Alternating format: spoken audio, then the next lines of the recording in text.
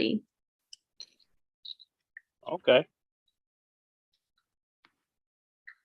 Cool. Got it. Nice.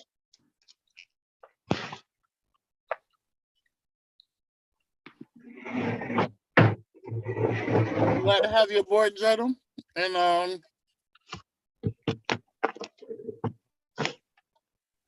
we're gonna just hop into this thing.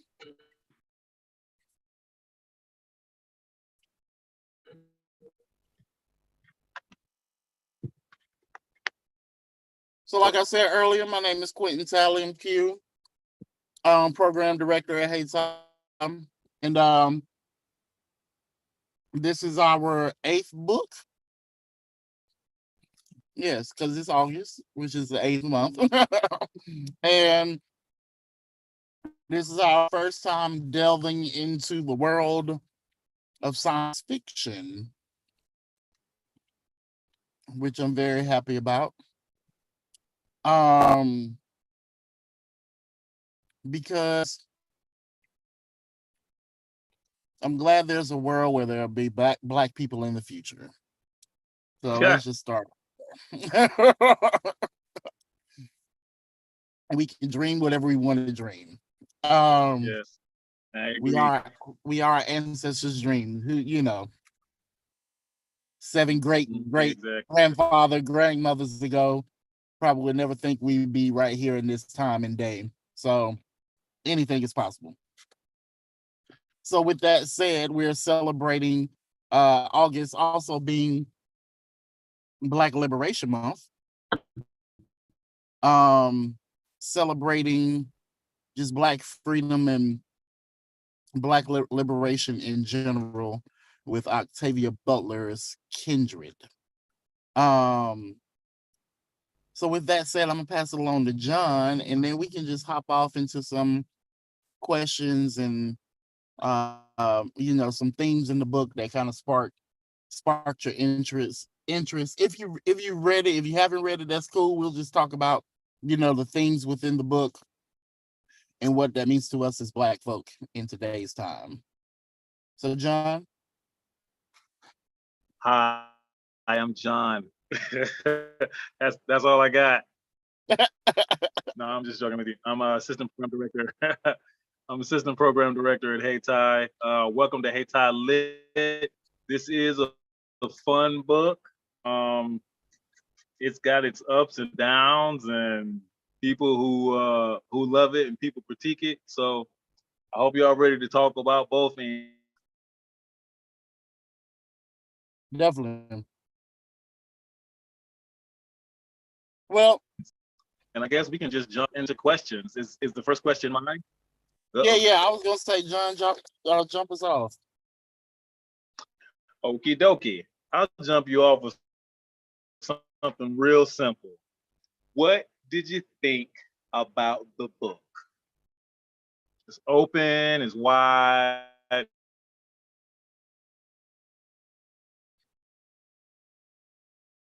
So you breaking up just a little bit, bro.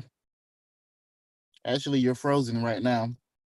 Construct. I mean, is a time traveler. Oh, wow. Can you hear me now? Yeah, that's a little bit better. You're still freezing up though.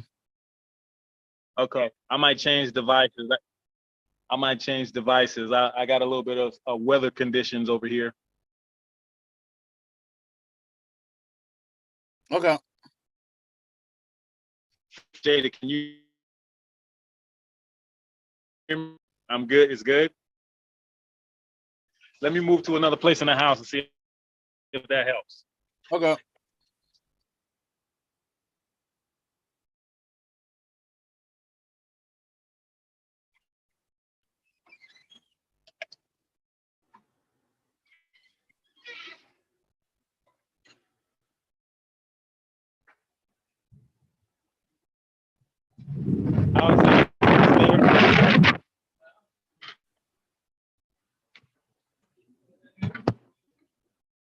Is this better? Yeah. Okay, cool, awesome. Basically, yeah, it's just open-ended. Like, okay, cool. What did you think about the book? Did you believe in the constructs as much as you could believe in the constructs? I mean, this is sci-fi. You know, what did you think about the book?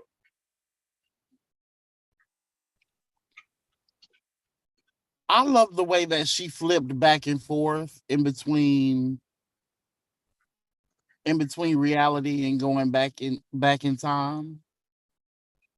It was kind of like for me it was kind of like a quantum leap type of thing where, you know, in one instance she'd be doing something and then it would kind of like spark a memory, and then it ebbed and flowed very well in that regard, where she would have a memory and then all of a sudden it would just be this flashback and she's back into, you know, the quote unquote slave world. And how she got back and forth between her, you know, 1976 and, you know, in the slave time. So I like that respect. I can see it kind of being a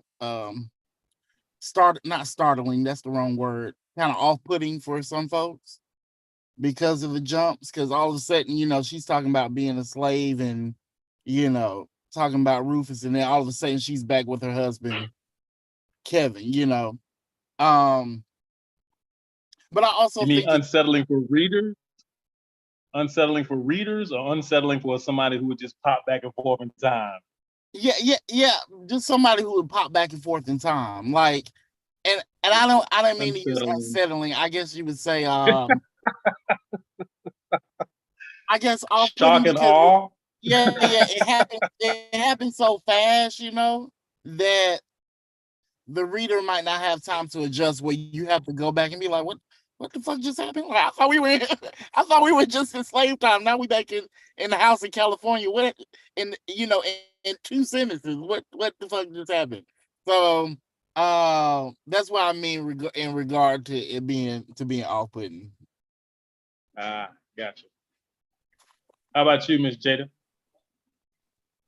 Yeah, I agree. I really enjoyed the book, and I was going to make a similar comment in that I think that Octavia Butler did a really good job of like not throwing too much at the reader at once. I think like a lot of the times when you get into the sci-fi fantasy sort of genre, like sometimes it's just like so much happening at once, and like you're trying to figure out how the sci-fi fantasy world works, and it can be a little overwhelming to the point where you're like, I don't know what's going on. Did I miss something? Do I need to go back and like reread a chapter so I can, you know, pick up on what's happening? And yeah, I thought she did a really good job of not moving too slow, not moving too fast, and making it easy for the reader to like follow along and like figure out what was happening. That's a very good point, because in sci-fi that does happen a lot, where they pack all of this information in. And you're like, hold up, bro. Like, this is a world that you just told me about. Like, how do we get a dragon over here? You know what I'm saying? Like, all of a sudden, like, where the fuck it came from? So that's a very good point. Okay, so now I'm curious about this. Do you have any critiques about the work?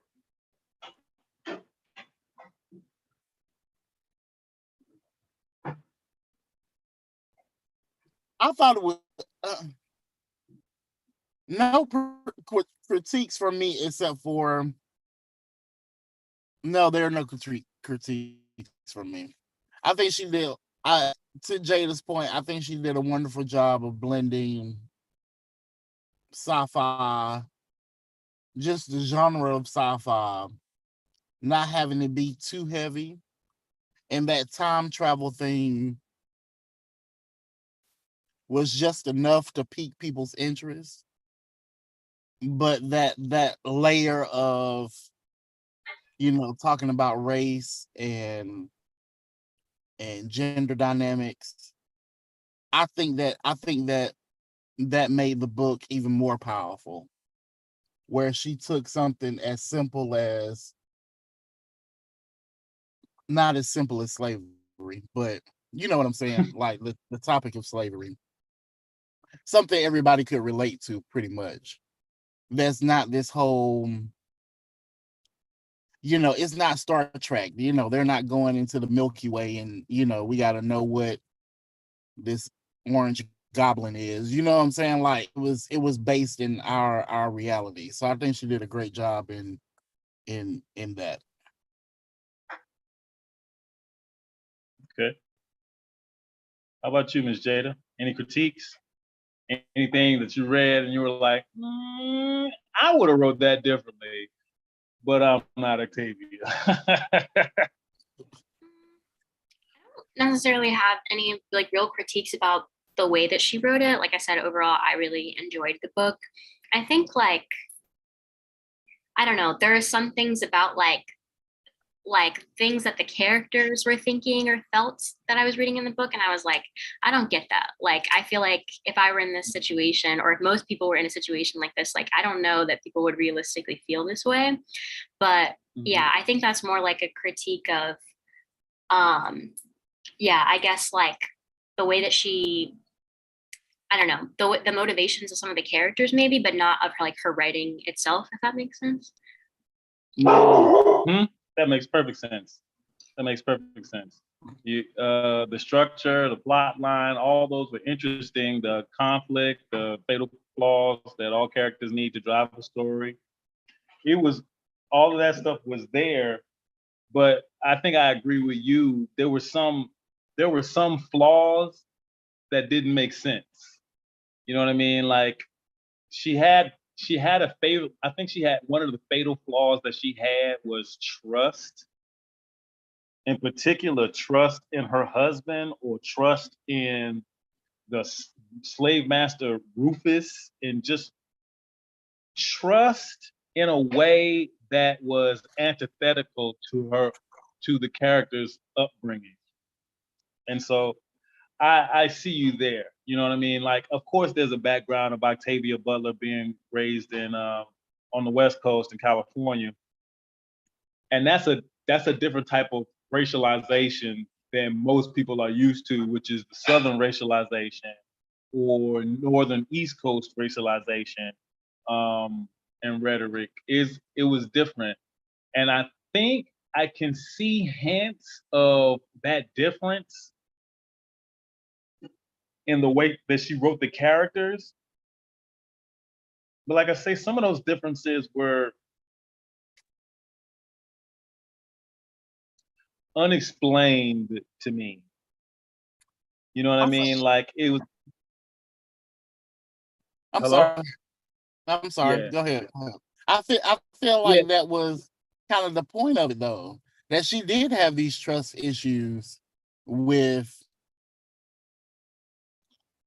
her being a black woman and married to this white man, and that's what sparks the whole catalyst of her going back. Let me say the trust issues that I'm talking about are not like, oh, I have issues trusting.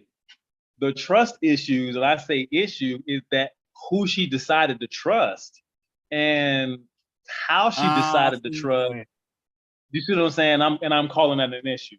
Not necessarily she had trust issues. Of course she, you know what I mean? Like, I misspoke that. But yeah, like the people who she chose to trust, I mean, the book was written in 1976.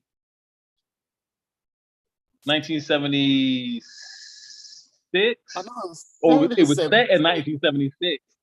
It was written in 79. Yeah. It was set in 76. 74 was A Raisin in the Sun on Broadway. 76 was, I think, For Color Girls. And like Sean Gates For Color Girls. And so I think if she is, so the character is seeing this as a matter of fact, Roots had already been released.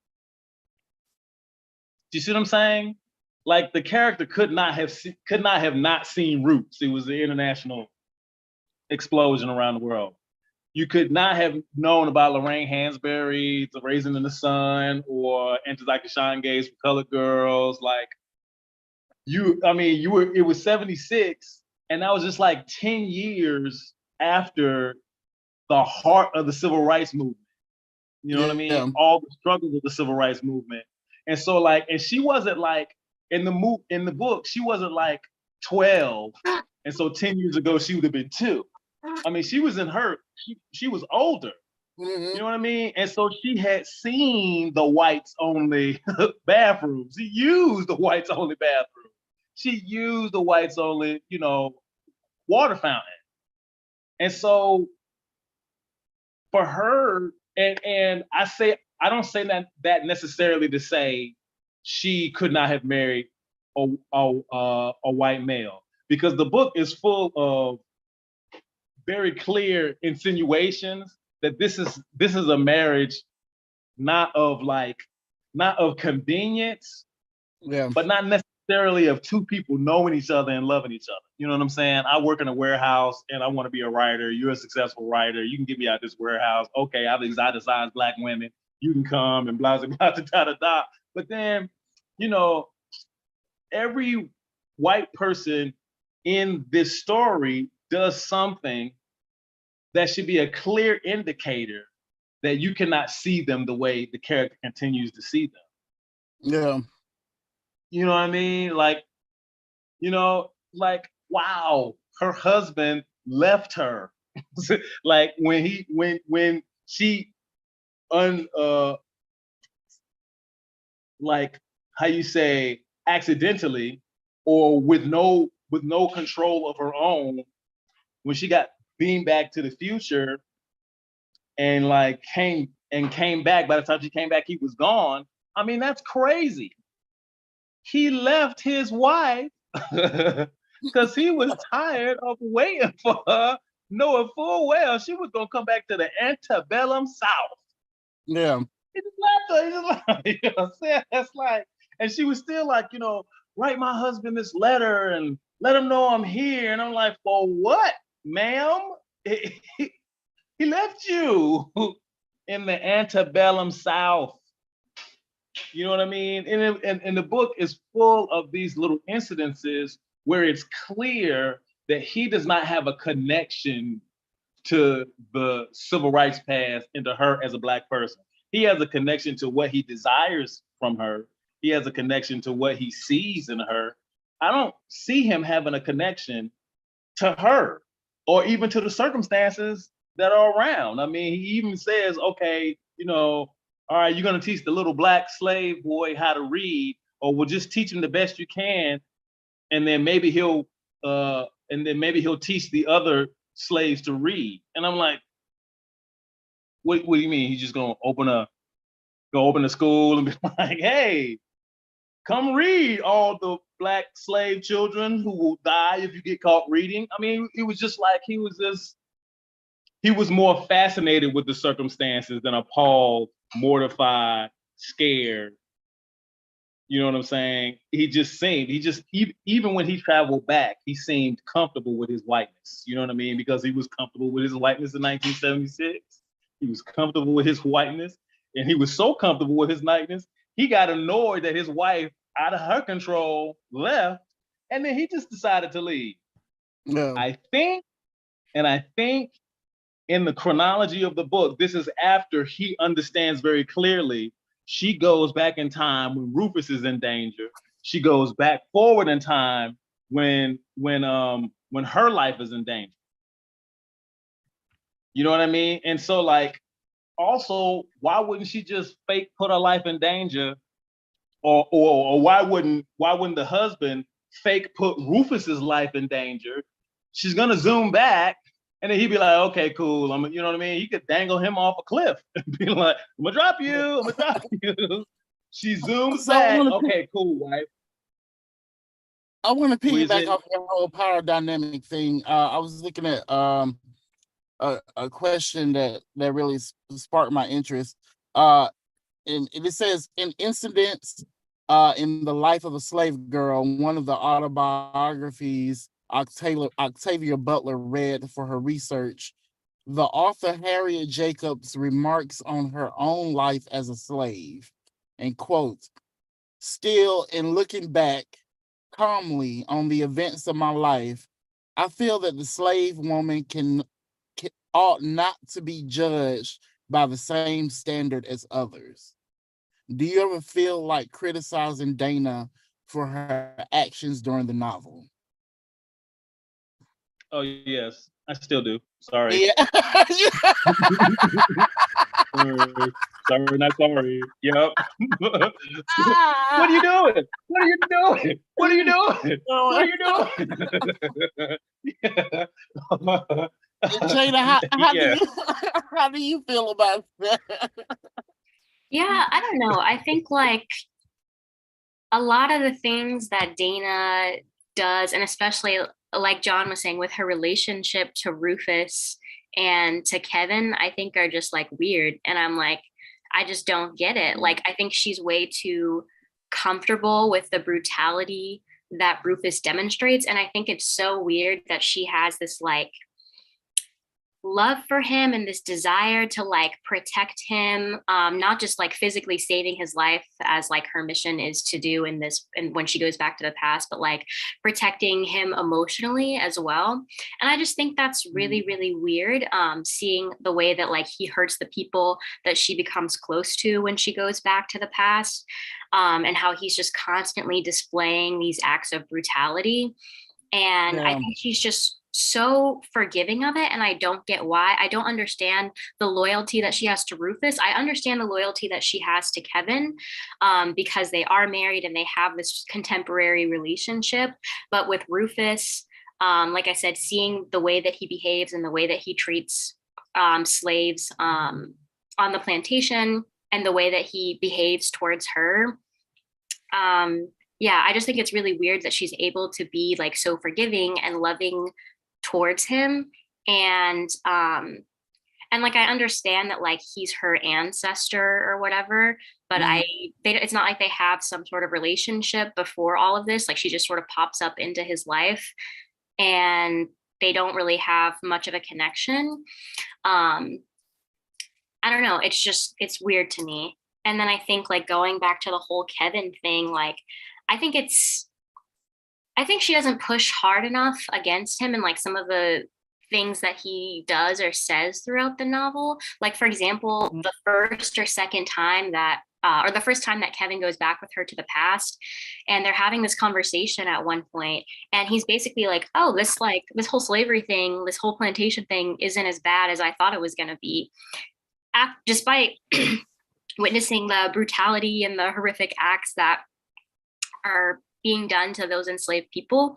And she kind of pushes back against it, but I think she could have come harder for him. And I think it's also weird at the end of the book, I think in the epilogue, like when they are finally back in the future and they're going to stay there permanently now after like Dana has lost her arm and everything. And they go up to Maryland and they're like trying to find where the plantation was and everything. And she's talking about how she can't stop thinking about like the people that she used to know there and like what happened to them because there's no record of it.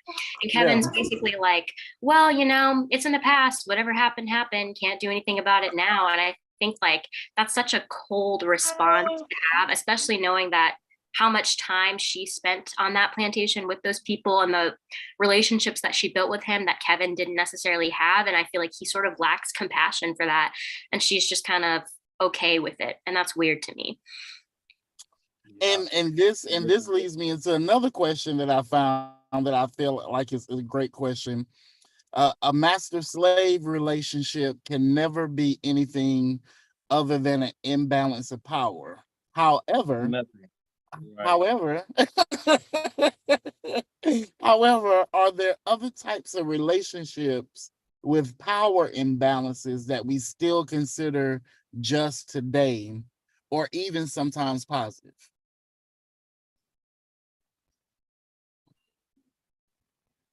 Do we talk when we talk about a power imbalance? I have a hard time in my brain separating power imbalance from a power hierarchy.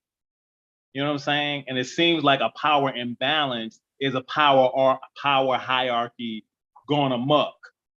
You know what I'm saying? And a power hierarchy gone amok is an abuse of power. but all societies need a power hierarchy. You know what I'm saying? Like all societies need that in order to structure themselves and build whatever type of society in whatever direction they need to, even if it's a liberal society, or even if it's you know what I mean, whatever, even if it's a utopia, the utopia has to have a leader. And if the leader, like for instance, Biden has all the nuclear codes, to the country. You know what I'm saying? In a contest between me and him, he's finna win out. Oh boy. Like, you know what I'm saying? But and that's fine with me. Right. And I'm fine with that. I understand that. But what I would not understand is, hey, I'm the president. I got the nuclear code, so I'm gonna come punch you in your face. Like that's a major abuse of power that's well beyond a power construct of necessity and hierarchy. You know what I mean? Well, so that's what I'm having a problem with. The abuse of power is never good. Is the abuse of power alive and well? Yes, women still get paid on average 25% less than men. Yeah. That wouldn't happen if women were in control or women were more a part of the political process. You know what I mean? That wouldn't happen at all. Same thing with a whole slew of stuff.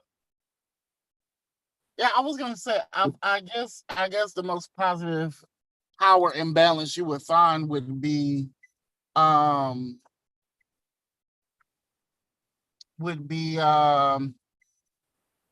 guess parent-child relationship.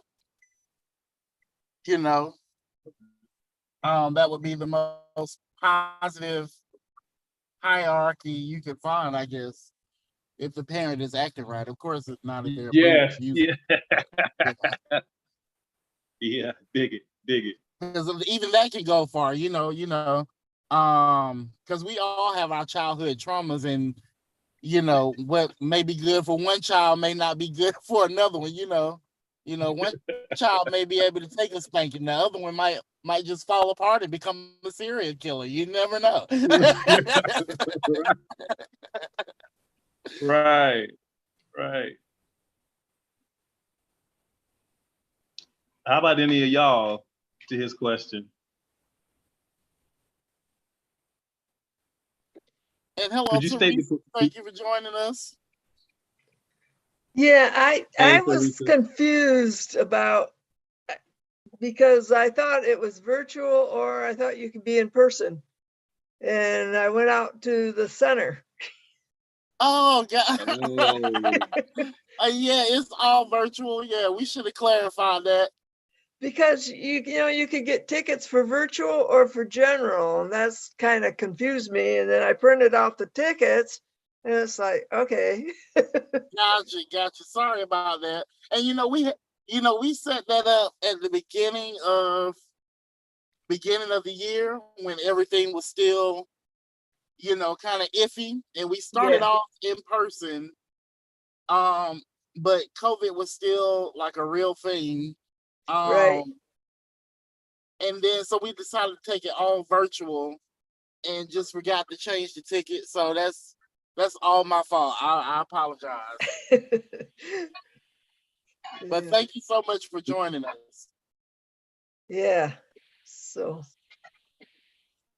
But John, what was your I was gonna ask you to read the question again and see if somebody else had thoughts on it. Okay, hold on 1 second. Let me pull it back up.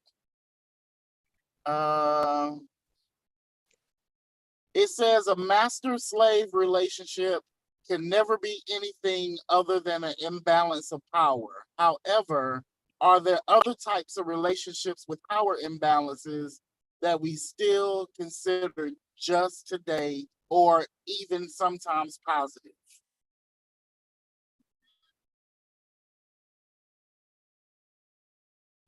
And is a power imbalance, again, is a power imbalance a hierarchy?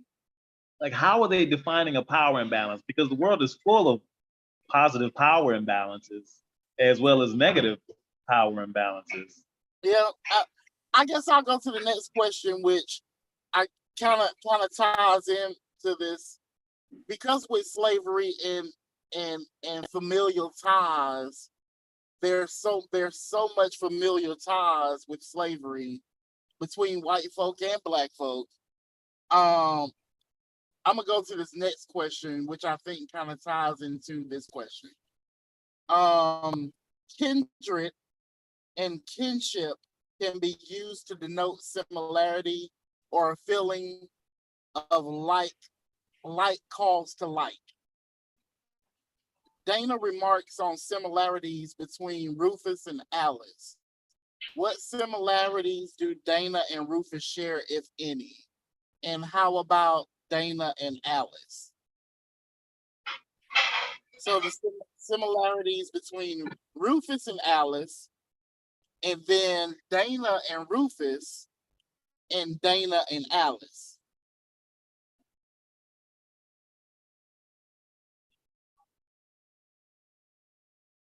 How are Dana and Rufus and Dana and Alice similar to each other?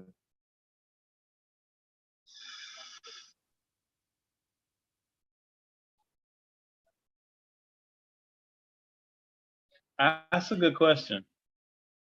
That's a good question. I don't know. All I see is We can come back to it. I just wanted to throw that out there because I thought that was a great question. Stumped me too. And yeah. and like I said, it comes back to this whole thing about Kindred and why she named it Kindred, like that, like all these familial ties that Dana she keeps going back to. Say that last part again. I say Dana keeps going back to these familial ties because I feel like she sees something within her family about herself, and that's why she keeps traveling back through time. You know, one thing that Octavia Butler does not do in the novel, and I don't think she does it in the prologue or the epilogue. She does not explain the metapower that is actually physically beaming her from one timeline to another timeline. She really doesn't explain that metapower, but there's an insinuation that metapower thinks that Dana is important, not necessarily Rufus. Like I really don't think that Metapower thinks. I think Rufus raped his way into Dana's bloodline. I don't think Rufus was necessary to Dana's bloodline. I think he created I think you created such a ripple in time as things of that magnitude of trauma they create ripples and energy in the way that like people think it's just, oh, that life was destroyed, but that ripple kind of like moves out beyond that life. And I think he's so traumatized the continuum that something in the continuum was like, nah, we need to beam her back because he's insinuated himself into this bloodline, and now he could die, and we need her.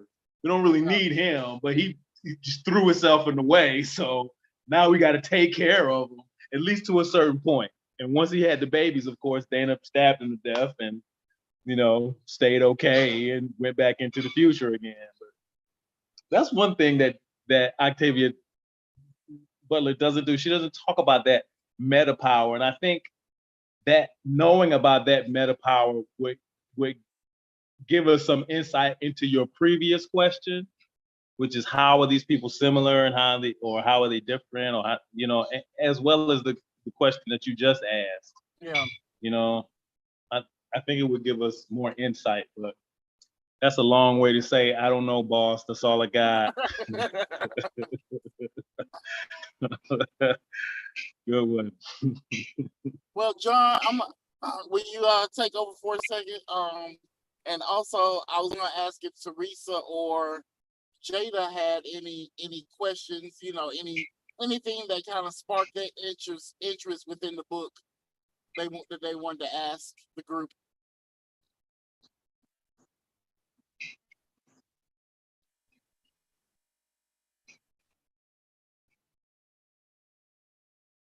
And you don't feel like you have to, but if you have a question, feel free to jump in.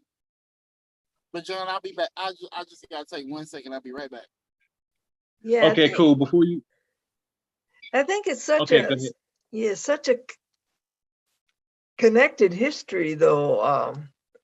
Like, like she wouldn't exist without Rufus, because he was an ancestor.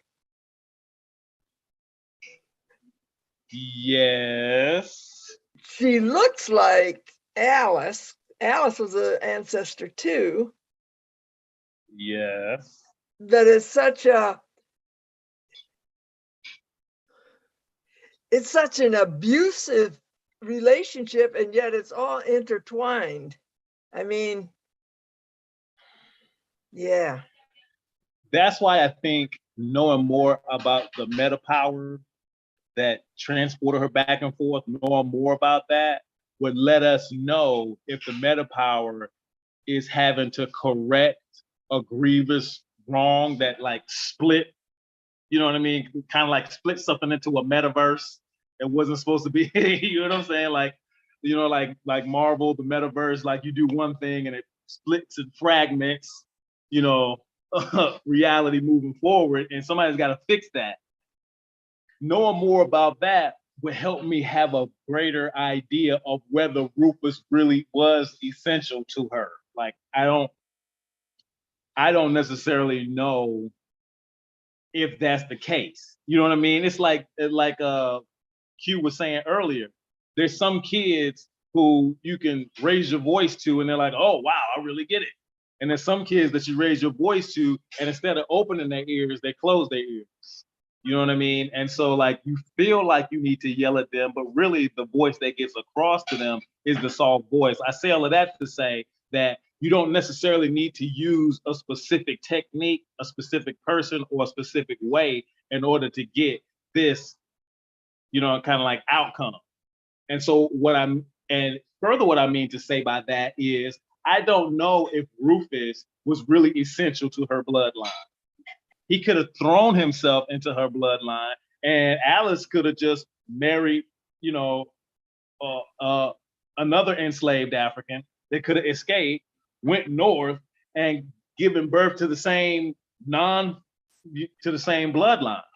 You know what I'm saying? And that bloodline would have been fine, and Dana would have still came, and then Dana in 1976, but she would have been a Dana that didn't make the decisions that she made, especially the relationship decisions maybe that she made, or the life decisions that we may not be privy to that are in the book that Dana may have made. But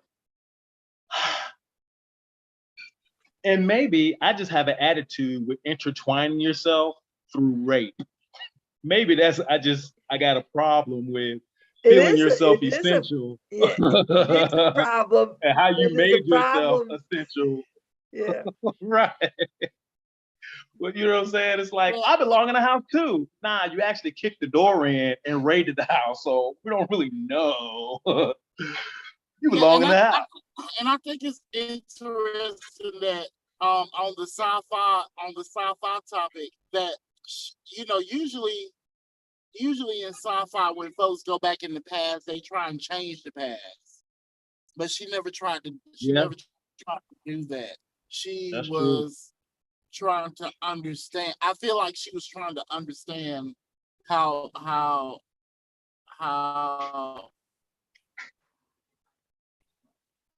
just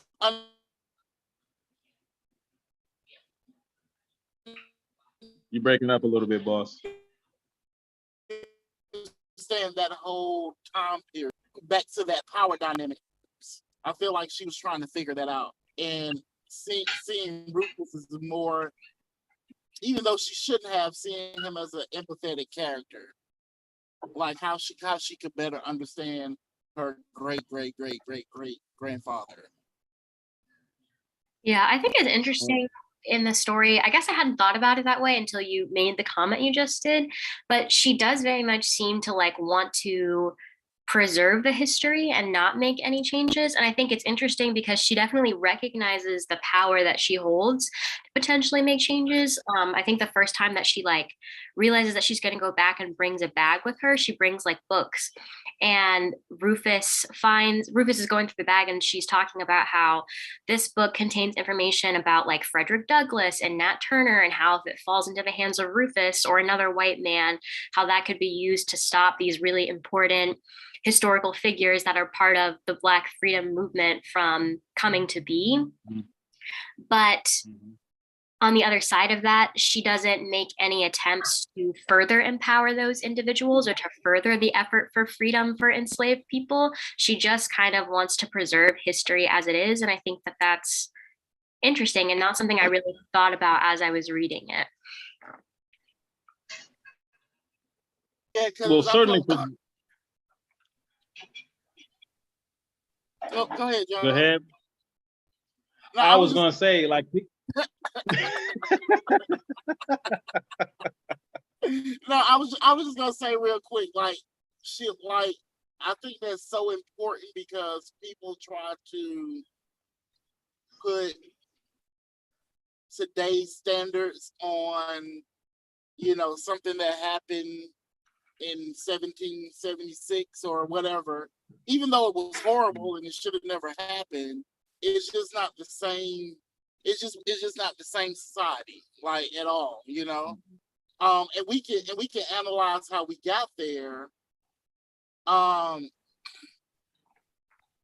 it just, not that it is what it is. I hate saying that, but that power dynamic was what it was, you know. And I feel like if she tried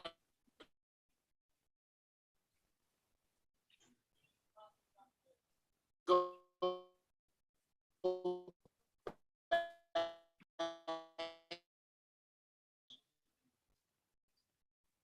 hey, boss, you're breaking up. and change it, then, you know, we might have not had civil rights movement, you know, to go back and change her family. Can you hear me now? Better? I'm still breaking up. Yes. Go ahead. No, we can hear you now, but we lost almost everything you said before that. Okay, I'll try and summarize real quick. I feel like if she went back in time and tried to change her family's past instead of trying to just understand it where it was, you know, we wouldn't have, you know, if she tried to change her past, you know, we wouldn't have got, maybe we wouldn't have saw Reconstruction, or we wouldn't have saw Jim Crow or the Civil Rights Movement. It would have been a different time continuum, you know. It would have been a whole different path for human rights in general. You know, you never know what you know, if you change something in the past. You know, if she would have tried to stop Rufus, she might not have been here. Yeah, of course. I think that was one of the cornerstones of the book. She had to keep Rufus alive in order to be born. Yeah. She didn't have to like him, though. I mean, but she like, you know, she had to like or respect him or trust him. I feel like like is a strong word, you know, like, I just felt, yeah, that power dynamic is just totally fucked up. It's strange. It's as though her psychology from 1976 started blending with the psychology of an enslaved African who always had to travel that line of, I can trust you, I can't trust you, you're the only power dynamic I understand, so I'll gravitate towards you, but you're toxic, but I can't think too much about how toxic you are because then that'll make me toxic, so let me show love. How can I possibly show love? Like, that is the psychology. And no, we can't play cultural relativism, with that type of psychology. I dig it. But I think where I'm talking about is that her psychology started blending with that in ways that were not indicative of a psychology born in the 60s.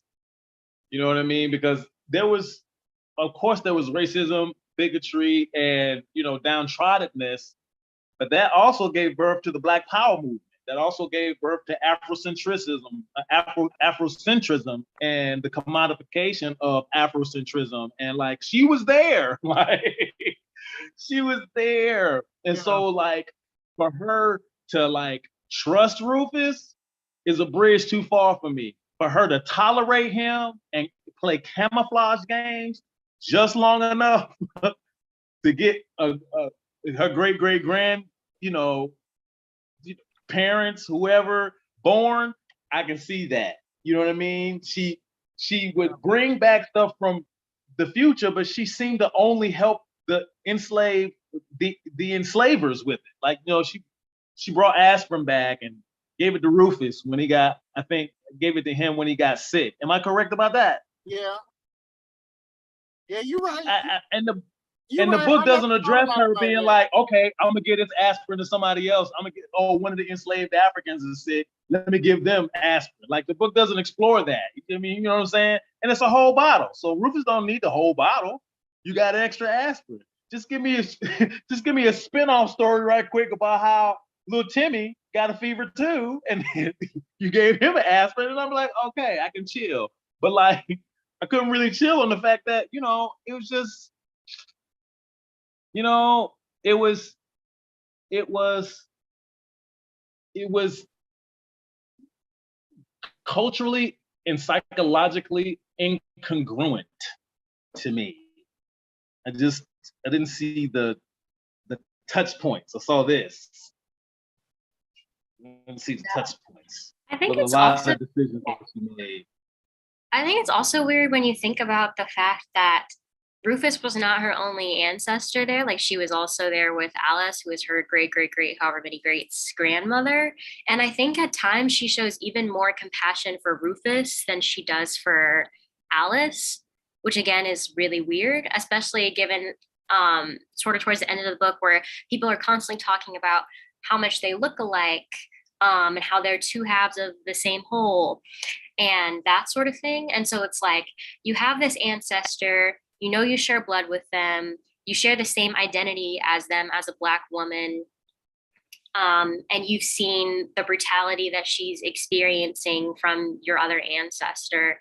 And yeah, like I said, I think a lot of the time she does show more compassion for Rufus than she shows for Alice. I know, like, in the book, both Dana and Rufus and Dana and Alice sort of bicker back and forth a lot. And a lot of the times with Alice, like, Alice would say something kind of coming for Dana, and Dana would come right back at her and like not have the compassion to take a step back and recognize all of the things that Alice is going through and experiencing, and maybe think like, oh, I should hold my tongue here, or maybe I shouldn't give her such a hard time because of everything that she's experiencing.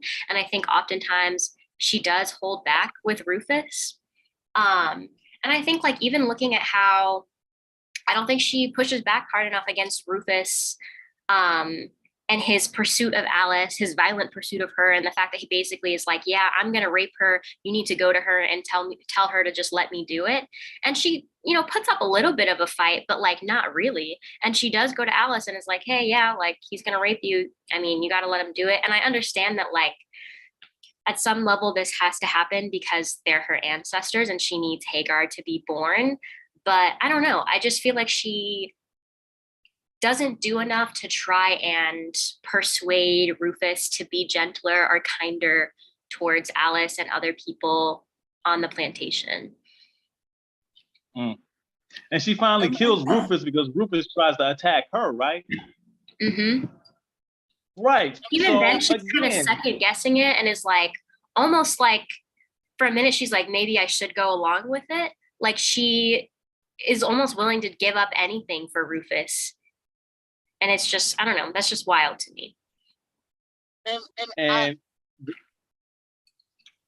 go ahead, Bob. About that, I was gonna say, and I'm just throwing this out there. This is a theory, but maybe she was trying to get at the point that that's what happens with white supremacy, is that you try and appease your master and you end up internalizing hating yourself. Okay. Okay. I might be stretching it, but I'm just throwing it out there. I mean, boss, it is a little. You know, it's a stretch, but I feel like, you know, that happens a lot with Black folks sometimes, is that we will internalize our oppressors, you know, whatever issues, you know, when, you know, she should have been more empathetic with Alice, but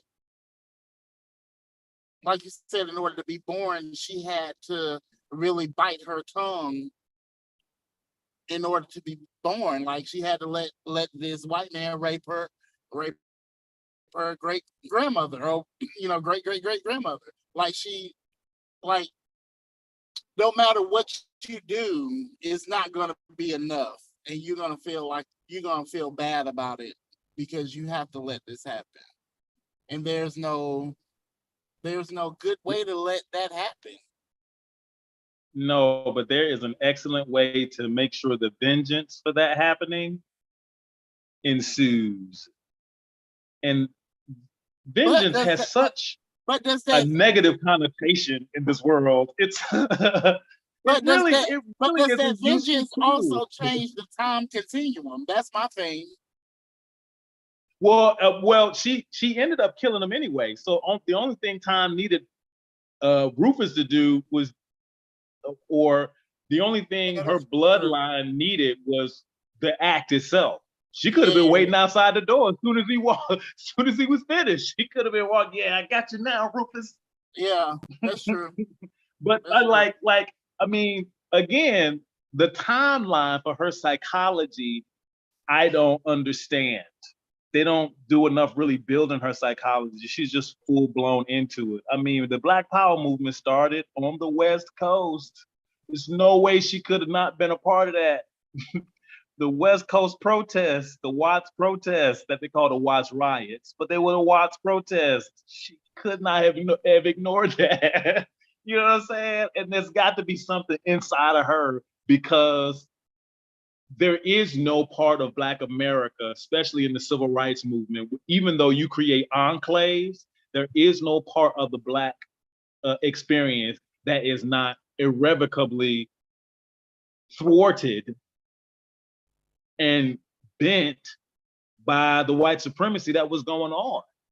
She's got to have more feelings than just, you know, hey, this is really sad. Like, those are not the minds and psychologies that time has built, and the mentalities that time period built really are incongruent with her being like, you know, I mean, they're more congruent with like, hey, this is terrible, this has got to happen, but as soon as it happens, I promise you, girl, he is not finna get away with this. That is the psychology that was built during that time. And so, like, especially from an African American woman perspective, you know what I mean? Especially from an African American female perspective, because I just got tortured and murdered. You know what I'm saying? Like, I you know what I mean?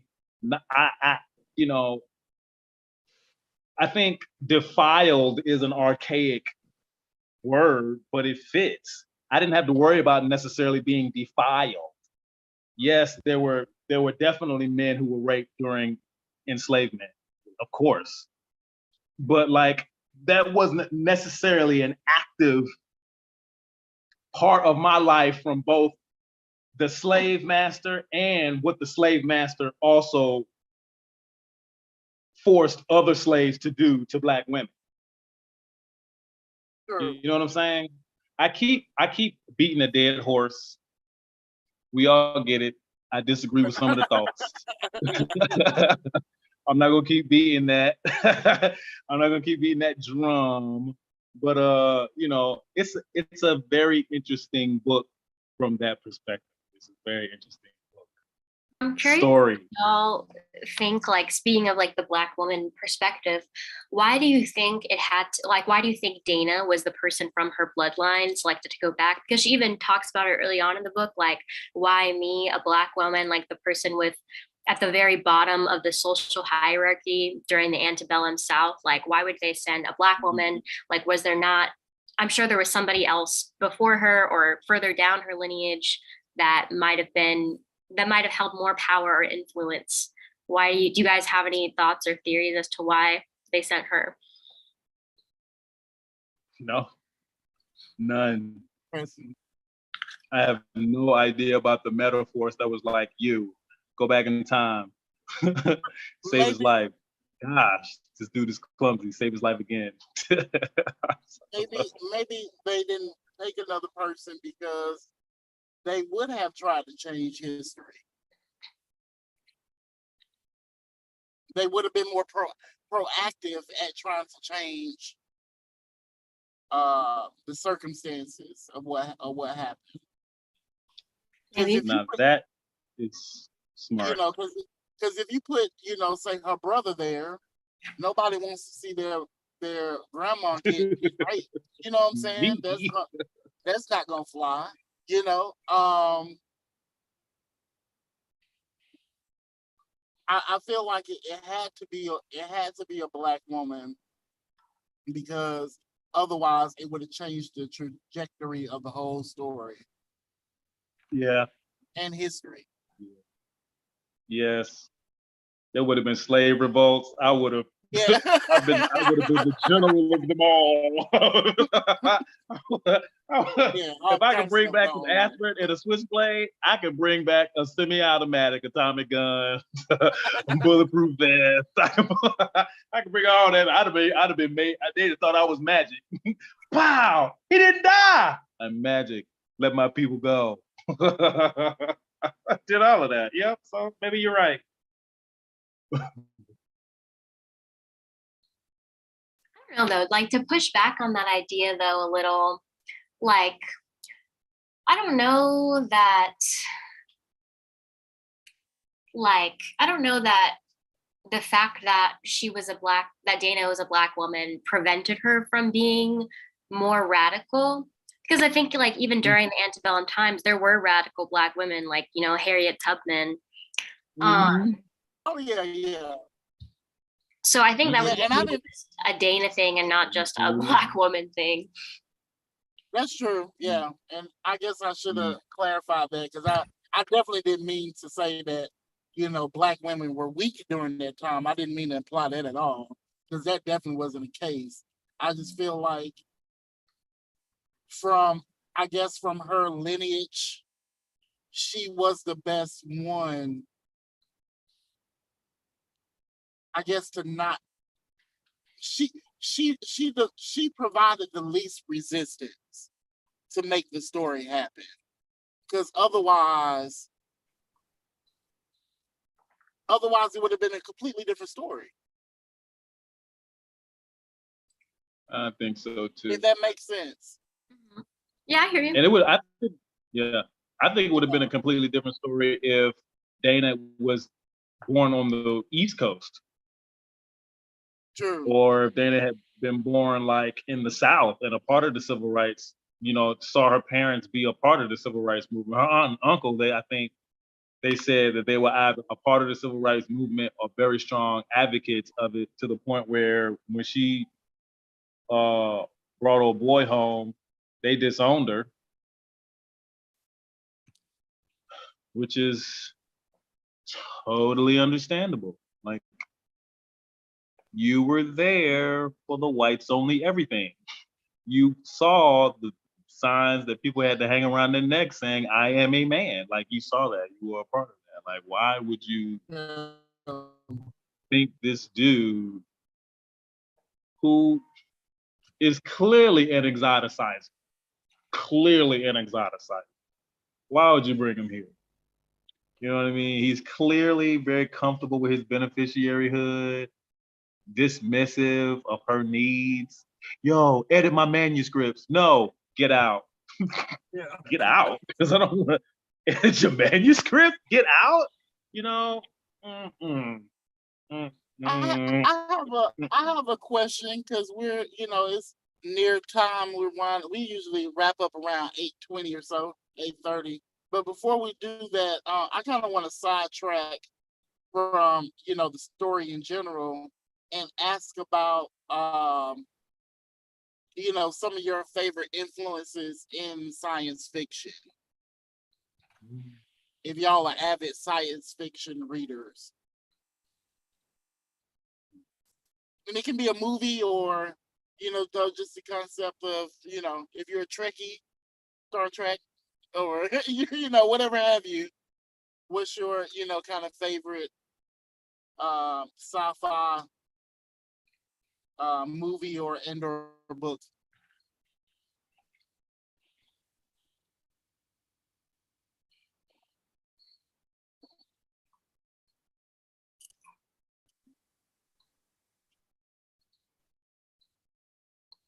Theresa, do you pronounce your name Theresa or Teresa? Actually, I pronounce it Tressa, but Tressa. yeah, that's the way my parents pronounced it. Nice, Tressa. Sounds Yeah, Middle Earth. my niece just read the book because she was going to go with me. Well, we did go together tonight, but she said actually that the author said that she wasn't really writing science. You know, it wasn't really that category, that science. Yeah, Science fiction. Yeah. Yeah, it's more fantasy. I think she was just really trying to show history the way it was. That's And true. yeah, the abuse of power, the dehumanization. I mean, Black men did have to watch their loved ones being raped, and they could do nothing about it except get themselves killed. So I think I don't know. From my perspective, I think she was just really trying to record like this. This is the stuff that happened, and yeah,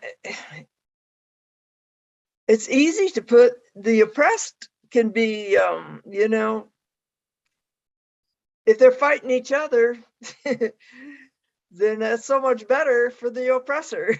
So I think, you know,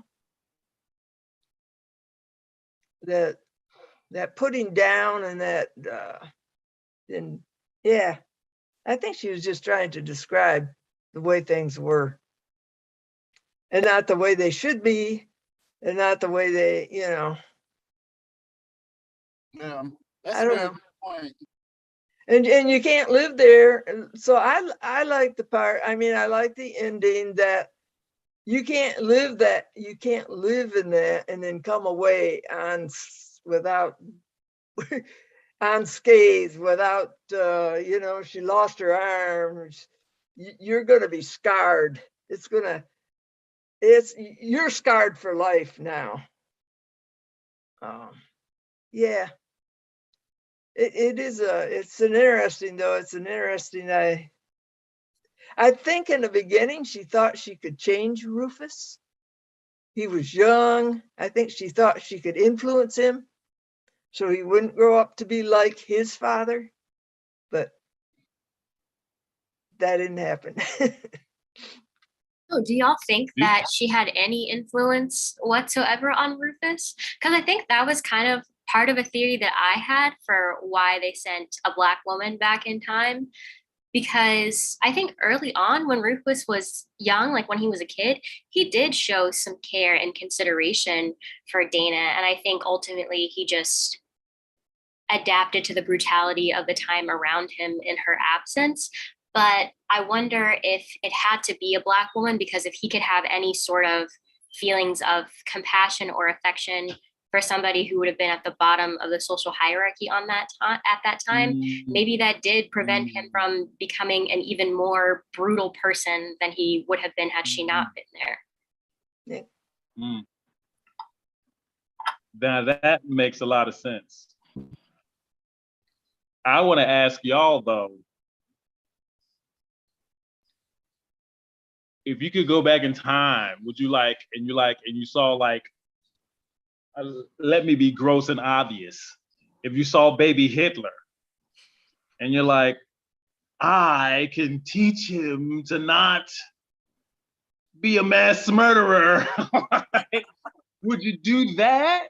Or like, would you really think that was humanly possible? I think that's hubris. I think that was extreme hubris on her part, which also didn't match for me. And I'm not looking for her to be super cynical, but I am looking for her to be super realistic. You know, I am looking for that. And so I mean, you know, that's another ball that's in the air. Why would she bother? You know what I mean? She was so in his life intermittently, and you know, even according to the book, she beamed out, and then when she beamed back, he was a grown man.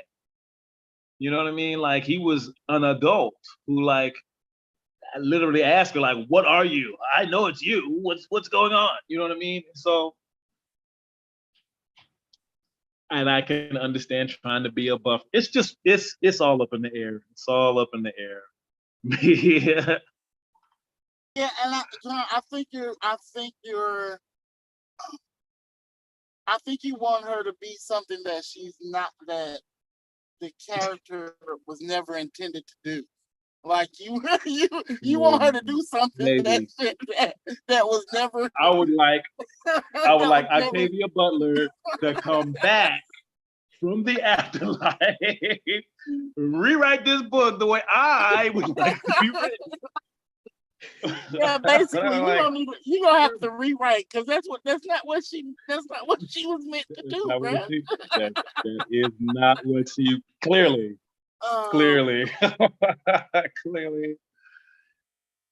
Yeah. That I have no response for. You have to write a book. Yeah, exactly. Yeah.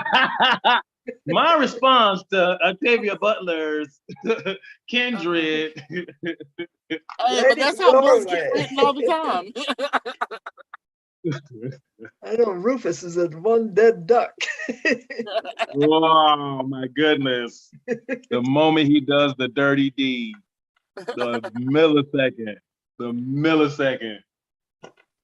walking on the porch.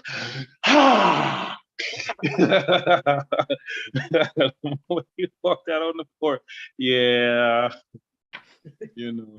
Anyway. Well, that's why I didn't get sent back. Somebody to somebody else. They sent me. Yeah, I just want to open up the floor for one last. Anybody have any last comments or questions? I just want to thank everybody for coming through. We have our next book club. We always do 4 Thursdays of the month, except for November and December, because you know those are holidays.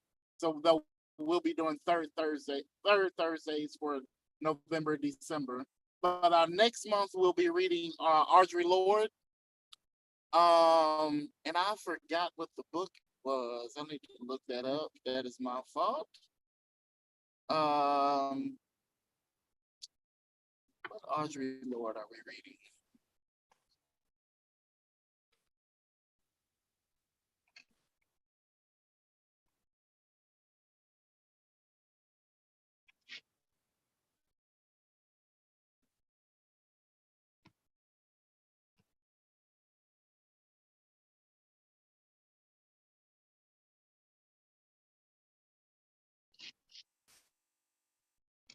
The Black Unicorn by Audre Lorde. That will be the next book, and then the month after that will be Beloved by Toni Morrison. And we'll keep going from there. So yeah, just open up the floor for last comments, questions. I just want to thank y'all again for coming through. But the floor is open for anything you want to say and how we can make the book club better. First, by being clear that it is virtual. Yeah, And not don't go buy general tickets. Just get the virtual one. I got you. I will make that enough. Thank you very much. I got you.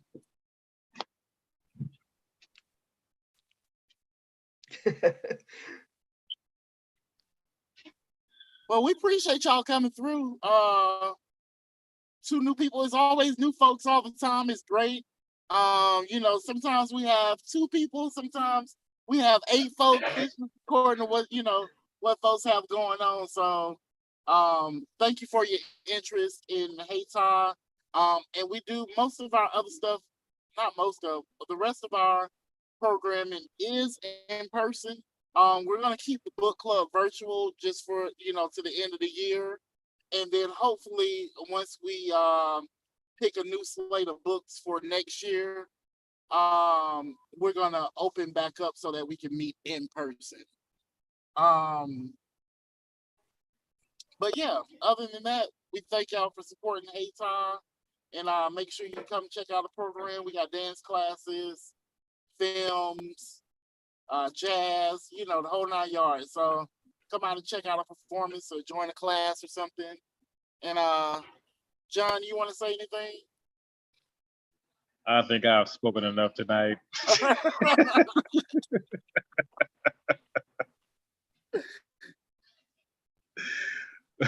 Other than good night and thank y'all for coming out.